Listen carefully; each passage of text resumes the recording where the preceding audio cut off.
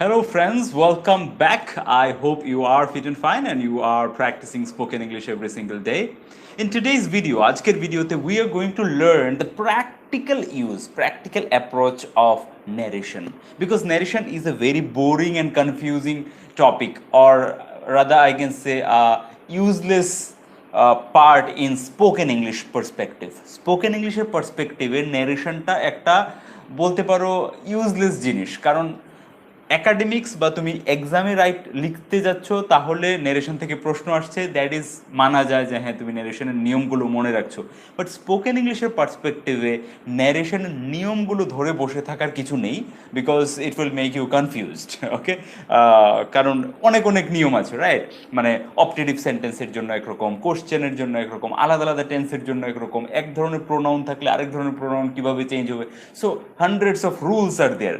আজকে আমরা কিছু প্র্যাকটিক্যাল ইউজ দেখব যে নেরেশন আসলে কোথায় লাগে স্পোকেন ইংলিশে, আর কীরকম ধরনের সেন্টেন্সগুলোতে আমরা নেরেশনের ব্যবহার দেখতে পাই। ওই ধরনের সেন্টেন্সগুলোকে যদি আমরা ভালো করে বুঝে যাই এবং ইউজ করতে পারি, ওকে, এই ধরনের সেন্টেন্সগুলো যদি বলতে পারি যেগুলো ন্যারেশন শিখলে বলা যায়, তাহলে বাস হয়ে গেল কাজ। স্পোকেন ইংলিশে কোনো সময় আটকাবে না ন্যারেশনের জন্য, রাইট? সো এরকমই আমি কিছু সেন্টেন্স লিখেছি তোমাদের সামনে। বোর্ডে 5টা সেন্টেন্স লেখা আছে। আরও কিছু সেন্টেন্স যখন আমি এগুলো করাবো তখন আরও বেশ কিছু সেন্টেন্স বলবো। আর হ্যাঁ, ভিডিও শেষে I will tell you how you can make more sentences and that will be your homework. Okay, আরও কীভাবে কী ধরনের সেন্টেন্স বানাতে পারবে আমি ভিডিও শেষে তোমাদেরকে বলবো। So hello everyone, good evening. Yes, I can see your comment, but I will not read out the comments because I want to keep the videos short, because lots of complaints are coming from your side. অনেকেই complain করছে যে ভিডিওগুলো অনেক লম্বা হয়ে যাচ্ছে, তাই আমি ভিডিওটা তোমাদের কমেন্ট করে শুরুতে লম্বা করব না। I just want to say, if you really think that these videos are helping you, please share these videos with your friends and colleagues so that they can also get the benefit. And if you think that I'm doing my work well, then please hit that like button and show your interest. Okay, so let's get started. Yes, কেমন আছো? হ্যাঁ, আমি ভালো আছি। Good evening. Yes, so দাদা, তোমার কাছে আমার অসংখ্য ধন্যবাদ। আপনার জন্য ইংলিশ অনেক ইমপ্রুভ করতে পেরেছি। Thank you. Pankaj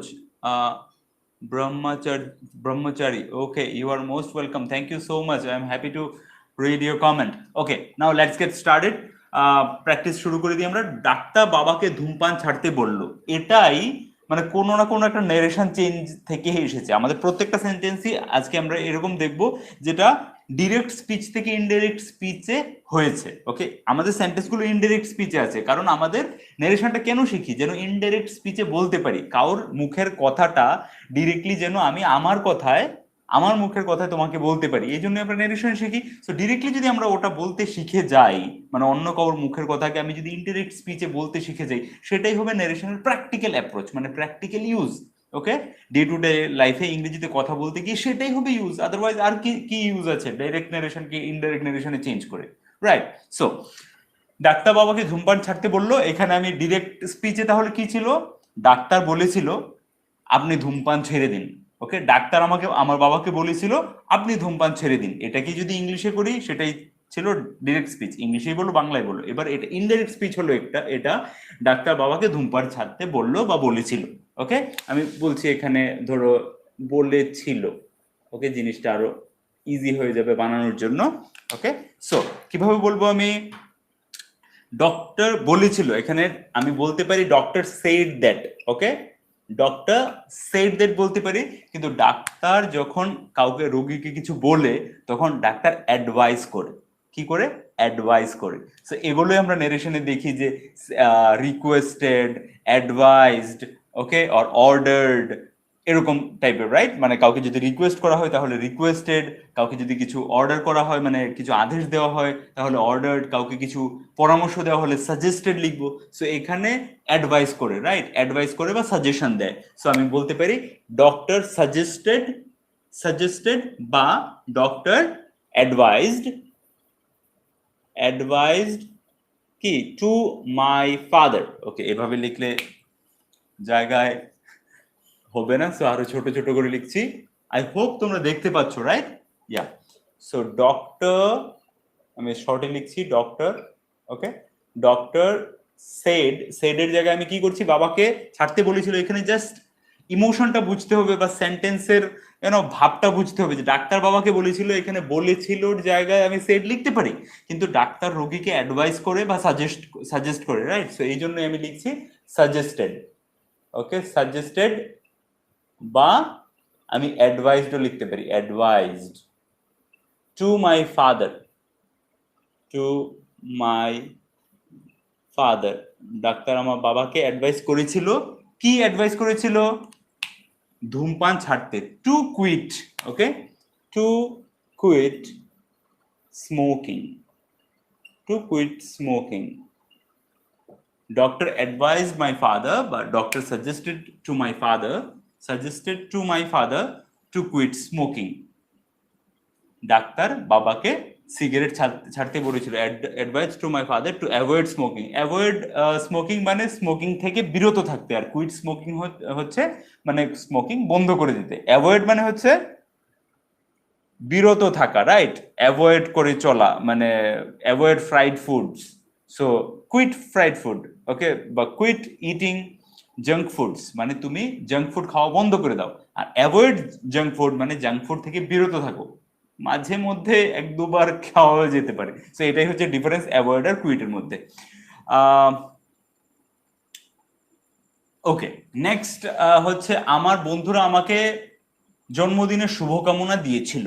okay, so এটা ডিরেক্ট স্পিচে কি থাকতে পারে? জাস্ট ইমাজিন, এমনি একটু ভাবার জন্য বলছি আর কি, এটার প্র্যাকটিক্যাল দরকার নেই, কিন্তু যেহেতু আমরা ন্যারেশনের ক্লাসটাকে কন্টিনিউ করছি, ন্যারেশনের প্র্যাকটিক্যাল ইউজটা বলছি, তাই জাস্ট একবার ভাবার জন্য যে ডিরেক্ট স্পিচ থেকে যদি ইনডাইরেক্ট স্পিচ, এটা ডিরেক্ট ইনডাইরেক্ট স্পিচে আছে, রাইট? আমার বন্ধুরা আমাকে জন্মদিনের শুভকামনা দিয়েছিল।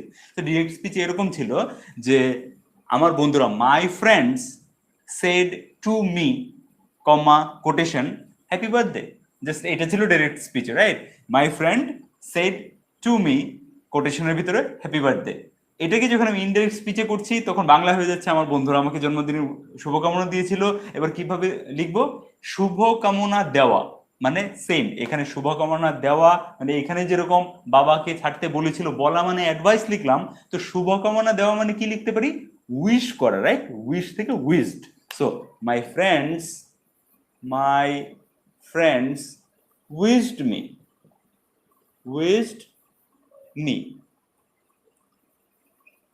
ওকে, মাই ফ্রেন্ডস wished me, আমার বন্ধুরা আমাকে উইশ করেছিল। My friends wished me, that's it, happy birthday. That easy it is. Okay, তো একদমই কঠিন নয় ন্যারেশন, কিন্তু সেই রুলস আর কমা কোটেশন কোনটা থাকলে কোনটা হবে, ওকে, উইশ করা থাকলে কি হবে, বিভিন্ন রুলস গুলো নিয়ে যদি বসে থাকি তাহলে জিনিসগুলো কঠিন মনে হবে। জাস্ট জিনিসগুলোকে সিম্পল ভাবে ভাবো যে ন্যারেশনের প্র্যাকটিক্যাল ইউজটা কি, প্র্যাকটিক্যাল ইউজ এগুলো যে সেন্টেন্সগুলো আমি লিখেছি। সো এরকম ভাবে আরো সেন্টেন্স বানাতে পারি যেগুলো ইনডাইরেক্ট স্পিচ মানে কারোর মুখের কথাটাকে আমি তোমাকে বলছি। তো আমার বন্ধুরা আমাকে জন্মদিনের শুভকামনা দিয়েছিল, my friends wished me happy birthday. Okay, birthday, that's it, এতটাই সিম্পল। আমার বন্ধুরা আমাকে জন্মদিনের, দাদা ক্যামেরা ঘোলা, is it so?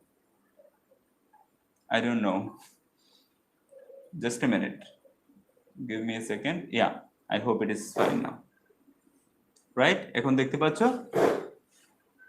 I want to learn mathematics, Indian Army.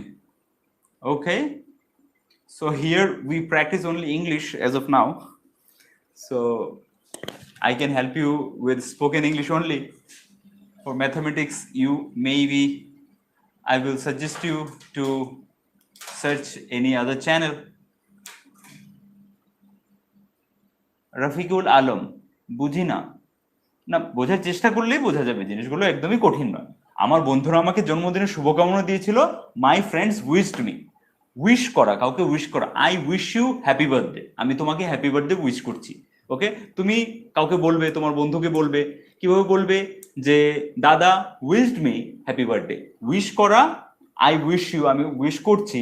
Okay, I am wishing you বা আই উইশ ইউ, এটাই যখন পাস্ট টেন্স হয়ে যাবে যে করেছিল, শুভকামনা দিয়েছিল, ওকে, বা আমাকে উইশ করেছিল, my friends wished me. So wish করাটাই এখানে verb, right? So said, told যেগুলো আমরা বলি মানে বলেছিল, এরকম ভাবে উইশড মানে হচ্ছে শুভকামনা দিয়েছিল। So my friends wished me happy birthday, আমার বন্ধুরা আমাকে জন্মদিনের শুভকামনা দিয়েছিল। ওকে, নেক্সট সেন্টেন্স আমাদের, ও জিজ্ঞেস করেছিল আমি পার্টিতে যাচ্ছিলাম কি না, যেটা তোমরা থাম্বনেইলে দেখেছো। এবার এই ধরনের সেন্টেন্স গুলো কয়েকটা বানাই চলো, কি না দিয়ে। যেরকম তুমি পড়বে কি না, তুমি যাবে কি না, তুমি খাবে কি না, বলো তুমি খাবে কি না, বলো তুমি যাবে কি না। ওকে, এই ধরনের সেন্টেন্স গুলো কিভাবে বলবো? So it's very easy, it's very easy. I am giving you example. You কি, ও জিজ্ঞেস করেছিল আমি পার্টিতে যাচ্ছিলাম কিনা। এবার ও জিজ্ঞেস করেছিল, হি asked me, right? he asked he asked me। এবার এটাই ডিরেক্ট স্পিচে থাকে কিরকম ধরনের থাকে, he said comma quotation are you going to the party. আমি পার্টিতে যাচ্ছিলাম কিনা মানে ও তখন বলছিল যে ডিরেক্ট স্পিচে কেউ ধর বললো এরকম করে, তুমি পার্টিতে যাচ্ছ, তুমি পার্টিতে যাচ্ছ, আমি তোমাকে জিজ্ঞেস করছি তুমি পার্টিতে যাচ্ছ।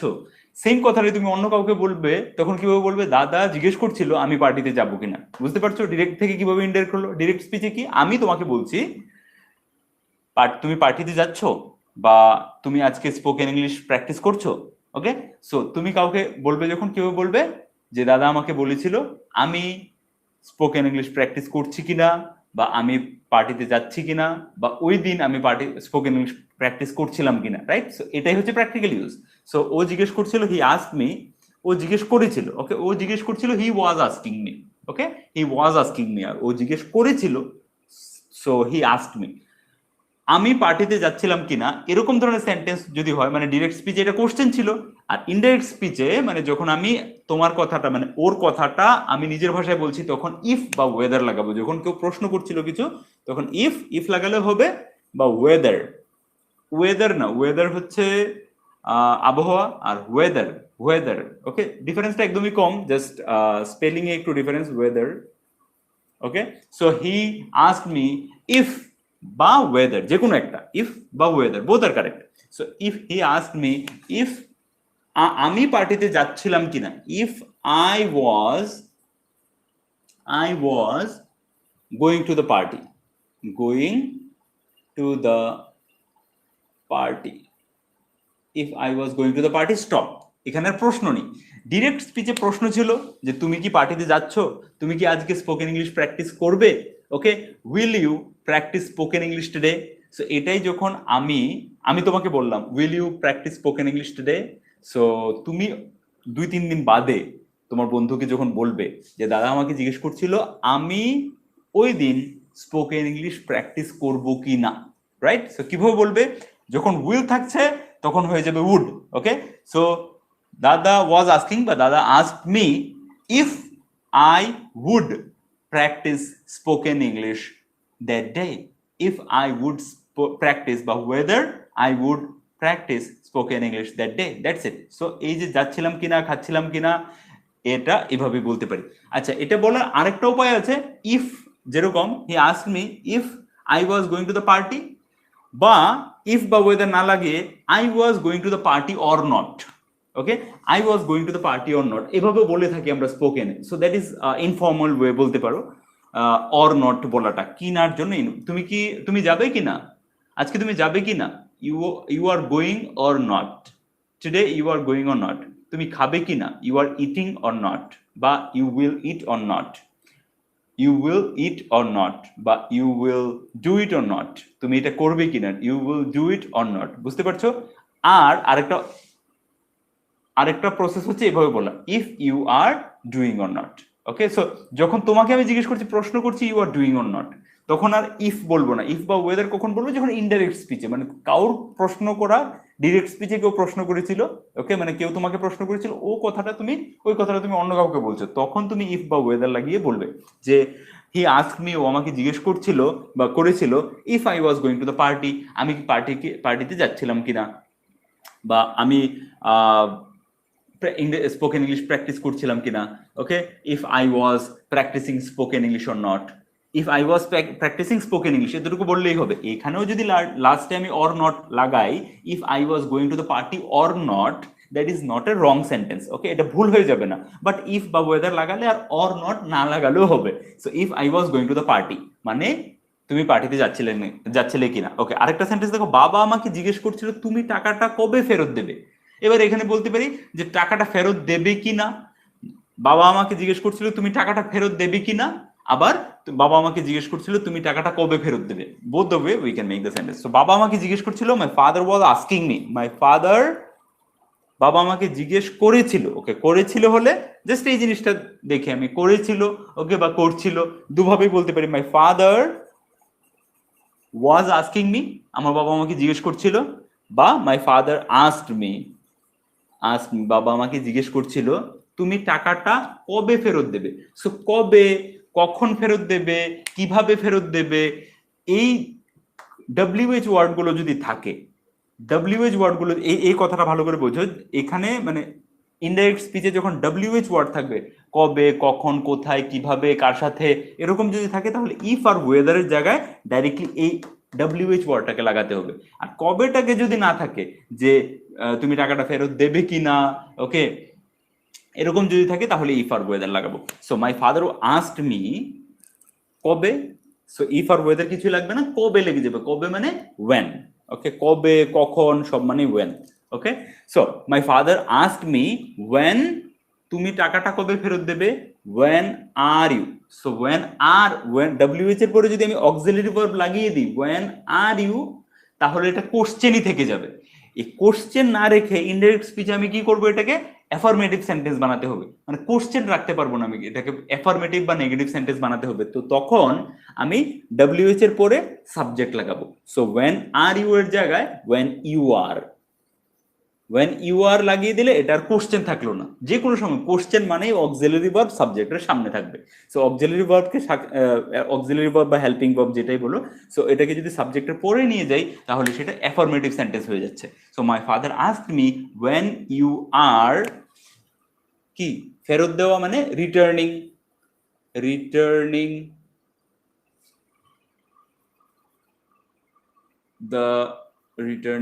The money. ওকে, সো এবার গ্রামার রুল অনুযায়ী দেখলে তোমার কাছে ইনডাইরেক্ট স্পিচে জিনিসটা ভুল হয়ে যাবে। ওকে, কিরকম ভুল হবে, যখন এখানে মাই ফাদার আস্কড মি হয়ে গেছে, তখন ইউ আর লাগাবো না, আমরা এখানে ইউ ওয়্যার লাগাবো। So my father asked me when you were returning the money, আমার বাবা জিজ্ঞেস করছিল তুমি টাকাটা কবে ফেরত দেবে। ওকে, সো তুমি কবে ফেরত দেবে, সেখানে আমি তোমাকে জিজ্ঞেস করছি, রাইট? কিন্তু ডাইরেক্ট ইনডাইরেক্ট স্পিচে কি শিখেছিলাম, এই কথাটা তোমাকে বলছি না, আমি অন্য কাউকে বলছি, যে আমার বাবা জিজ্ঞেস করছিল সে টাকাটা কবে ফেরত দেবে। এরকম যদি হয়, my father asked me when he was returning the money, বুঝতে পারছো? সো আমি তোমাদেরকে এটা বলার চেষ্টা করছি যে এই যে ডিরেক্ট নারেশন মানে ডিরেক্ট স্পিচ, ইনডাইরেক্ট স্পিচ, নারেশনে যা শিখছি, এটার প্র্যাকটিক্যাল ইউজ কি। যদি আমি সব রুলস গুলো শুধু শিখে নিলাম, সেট থাকলে এখানেও পাস্ট থাকলে পাস্ট হবে, প্রেজেন্ট কন্টিনিউয়াস থাকলে পাস্ট কন্টিনিউয়াস হবে, সবই শিখে নিলে, কিন্তু প্র্যাকটিক্যাল ইউজটাকে ভালো করে দেখলে না, স্পোকেন ইংলিশে গিয়ে আমি কোথায় জিনিসগুলোর ব্যবহার ওটা ভালো করে বুঝলেই না, মানে আলটিমেটলি জিনিসগুলোর ব্যবহার কি এটা বুঝলে না, তাহলে কিন্তু জিনিসগুলো হেল্প হবে না যতই নিয়ম শিখে বসে থাকি। এই জন্য প্র্যাকটিক্যাল ইউজটা with sense, with practical story, okay, কি ধরনের স্টোরি হতে পারে, এরকম প্র্যাকটিক্যাল এক্সাম্পল দিয়ে যদি জিনিসগুলো প্র্যাকটিস করি, তাহলে জিনিসগুলো ইজি হয়ে যাবে। সো এখানে আমি ডাইরেক্ট তোমাকেই বলছি যে বাবা তোমার কথাই জিজ্ঞেস করছিল, যে বাবা বলছিল ও টাকাটা কবে ফেরত দেবে, এটা এবার এটাকে মানে আমি যদি এবার এটাকে ডিরেক্ট স্পিচে লিখি, মাই ফাদার আস্কড, বাবা বলেছিল, মাই ফাদার জিজ্ঞেস করেছিল, my father said when he is giving the money back. Okay, when is he giving the money back, ওর টাকাটা কখন ফেরত দেবে বা কবে ফেরত দেবে। এবার কথাটা আমি যদি তোমাকে বলি, ন্যারেশনের রুলস অনুযায়ী যদি যাই, তাহলে when is he এর জায়গায় হি থাকবে, কারণ থার্ড পারসন সিঙ্গুলার, মানে থার্ড পারসন থাকলে চেঞ্জ হয় না। কিন্তু কথাটা যখন আমি ডিরেক্ট এসে তোমাকেই বলছি, তখন ন্যারেশনের ইনডাইরেক্ট স্পিচে কি চেঞ্জ হবে, এটার কোনো রুলই দেওয়া নেই।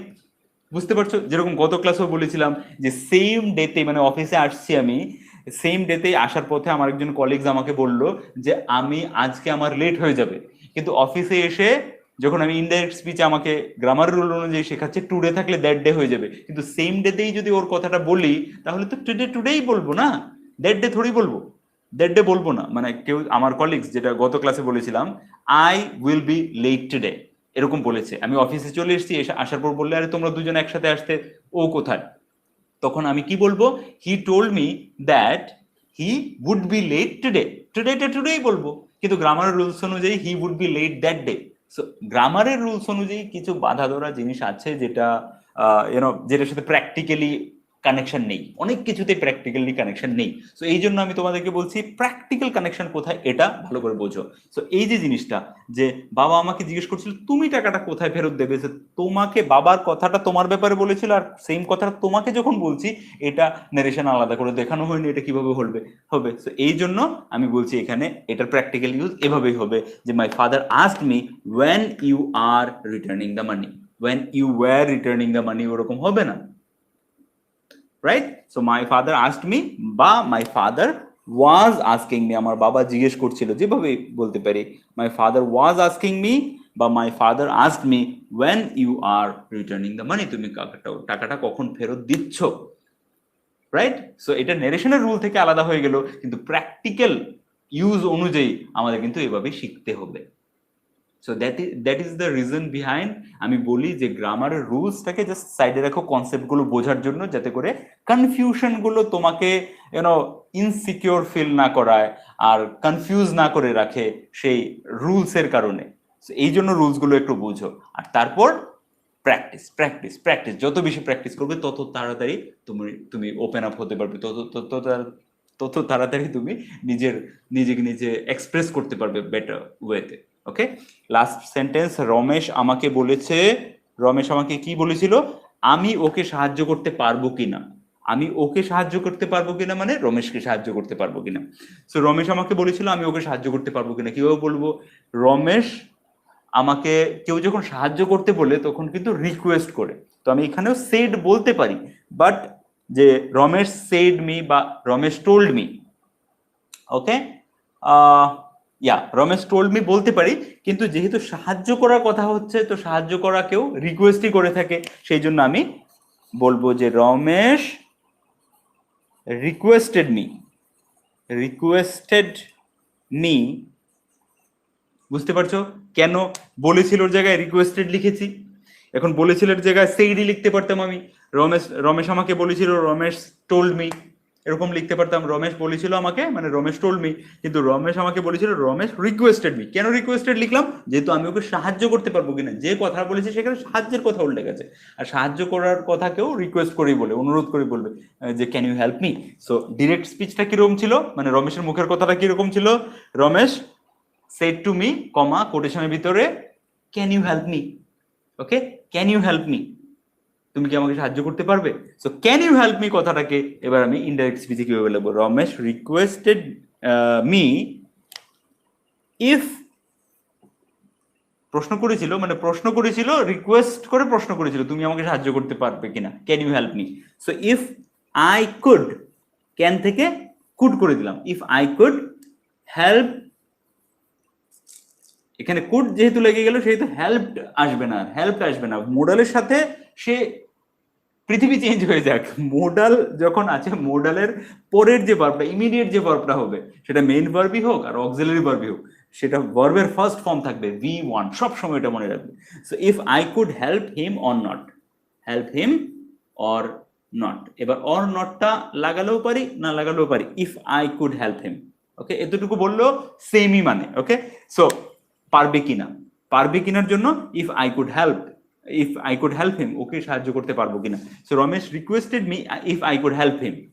ওকে, Ramesh requested me if I could help him, Ramesh আমাকে রিকোয়েস্ট করছিল যদি আমি, এখানে ইফ মানে যদি না, ইফ মানে ইফ, ওই যে বললাম ইফ বা ওয়েদার, যে কোনোটাই ব্যবহার করতে পারো, ইফ বা whether I could help him or not, weather I could help him, right? So এখানেই রমেশ আমাকে বলেছিল যে তুমি পিৎজা খাবে কিনা, সো এখানে তো রিকোয়েস্টের কথা যাবে না, তখন রমেশ অফার্ড মি বলতে পারি, যে রমেশ আমাকে পিৎজা খাওয়ার জন্য অফার করেছিল। বুঝতে পারছো? সো সব জায়গায় সেড লিখতে হবে এরকম না, রমেশ আমাকে বলেছিল যে আমি পিৎজা খাবো কিনা, সো পিৎজা খাওয়ার জন্য নিশ্চয়ই আমাকে অফার করেছিল, সো অফার যেহেতু করেছিল, সো এখানে রমেশ আমাকে বলেছিল, রমেশ সেড টোল্ড মি না বলে আমি বলতে পারি রমেশ অফার্ড মি, জায়গা নেই লিখছি না, জাস্ট বলছি রমেশ offered me if সেখানে if হবে if লাগানোর দরকার নেই Ramesh offered me I would eat pizza or not বা if I would whether I would prefer pizza or not whether I would will থেকে মানে will you বা would you ধরো আমাকে অফার করার সময় এরকম বলেছিল যে will you prefer pizza will you eat pizza তুমি পিজা খাবে কিনা will you eat pizza তুমি পিজা খাবে সো আমি বললাম যে if I would prefer pizza or not আমি পিজা খেতাম কি না এটা অফার করেছিল so Ramesh offered me if I would prefer pizza or not clear same ধরনের স্ট্রাকচারে তোমরা আলাদা আলাদা কিছু ভার্ব দিয়ে সেন্টেন্স বানাবে আমি বলছি কি ধরনের ভার্ব দিয়ে সেন্টেন্স বানাতে পারবে যেরকম আমার মা জিজ্ঞেস করছিল আজকে আমি ওই দিন আমি অফিসে যাব কি না আমার মা জিজ্ঞেস করছিল এগুলো তোমাদের হোমওয়ার্ক হবে মা জিজ্ঞেস করছিল আমি অফিসে যাব কি না নাম্বার 1 ওকে আমার ভাই জিজ্ঞেস করছিল আমি ওকে শুজ কিনে দেব কিনা রাইট আমার ভাই জিজ্ঞেস করছিল আমি ওকে শুজ কিনে দেব কিনা এটা হচ্ছে জিজ্ঞেস করা দিয়ে আচ্ছা এবার আমার বন্ধু বলেছিল আমি ওকে স্টেশনে ছাড়তে যাব কিনা আমার বন্ধু বলেছিল সো এখানেও বলাটা রিকোয়েস্ট করা হয়ে যাবে সো রিকোয়েস্টেড লাগাতে হবে সো পরের সেন্টেন্সটা দেখে তোমাকে বুঝতে হবে যে সেড রাখবো না রিকোয়েস্টেড রাখবো এখানে সেড রাখলে ভুল হবে না কিন্তু বেটার ইংলিশ বলার জন্য সো আমার বন্ধু আমাকে বলেছিল আমি ওকে স্টেশনে ছাড়তে পারবো কিনা রাইট ওকে আমি বাবাকে বলেছিলাম আমাকে 5,000 টাকা দিতে পারবে কিনা আমি বাবাকে বলেছিলাম আমাকে 5,000 টাকা দিতে পারবে কিনা চারটা সেন্টেন্স হলো নেক্সট সেন্টেন্স আমি মাকে প্রমিস করেছিলাম মানে আমি মাকে কথা দিয়েছিলাম যে আমি 2 মাসের মধ্যে ইংরেজিতে ওকে আমি সেন্টেন্সটাকে চেঞ্জ করে দিচ্ছি পারবো কি না দিয়ে দিচ্ছি ওকে অর চারটে সেন্টেন্স হয়ে গেল পারবো কি না দিয়ে একটা অন্য ধরনের সেন্টেন্স দিচ্ছি ওকে প্রমিসটা দিয়ে দিচ্ছি সো দ্যাট আই প্রমিসডটা দিয়ে তোমরা সেন্টেন্সটা বানাবে সো আমি মাকে প্রমিস করেছিলাম যে আমি আগামী 1 মাস রোজ প্র্যাকটিস করব ওকে সো আমি আগামী 1 মাস রোজ স্পোকেন ইংলিশের প্র্যাকটিস করব আমি মাকে প্রমিস করেছিলাম আমি আগামী 1 মাস রোজ স্পোকেন ইংলিশে প্র্যাকটিস করব সো এই 5টা সেন্টেন্স তোমাদের জন্য হোমওয়ার্ক থাকলো you can write these sentences in the comment section below I will definitely check আর যাদের ঠিক হবে I will read out the names আর and also the correct answers so I am expecting your answers in the comment section below and now I want to read out few comments if you want me to read